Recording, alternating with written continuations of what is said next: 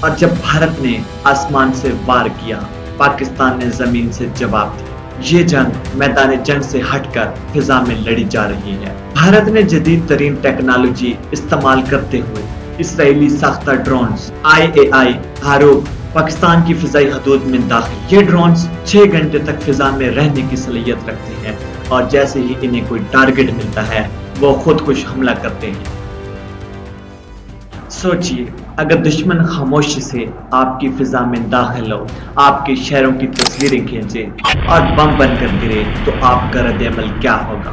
پاکستان کے آسمانوں میں ایسی ہی خاموش جنگ جاری ہے، لیکن دشمن یہ بھول گیا کہ یہ کوئی معمولی قوم نہیں، یہ وہ سرزمین ہے جس کے سپاہی نیند میں بھی ہوشیار رہتے ہیں۔ اور جب بھارت نے آسمان سے وار کیا، پاکستان نے زمین سے جواب دیا۔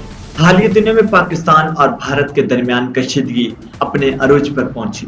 سیاسی الزامات، سرحدی جھڑپیں اور اب ایک نئی شکل کی جنگ، یعنی ڈرونز کی جنگ۔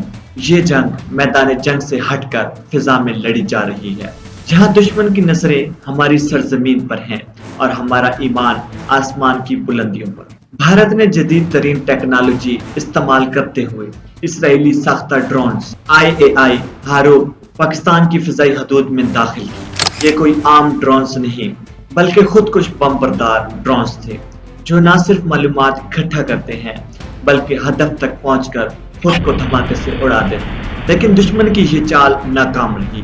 پاکستانی فوج نے ثابت کر دیا کہ ہماری سرحدیں صرف زمین تک محدود نہیں بلکہ آسمان بھی ہماری حفاظت میں ہے۔ پاکستانی فوج نے اب تک کم از کم 25 دشمن ڈرونز کو کامیابی سے تباہ کر دیا ہے۔ یہ ڈرونز مختلف دنوں میں مختلف علاقوں میں مار گرائے۔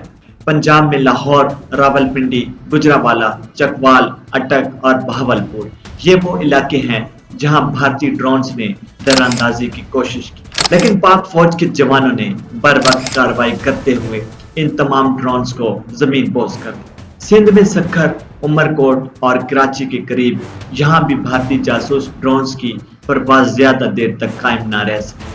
ان تباہ شدہ ڈرونز میں سب سے زیادہ استعمال ہونے والا ماڈل IAI ہاروپ ماڈل تھا، جو اسرائیل میں تیار کیا گیا اور بھارت نے جنگی مقاصد کے لیے خریدا۔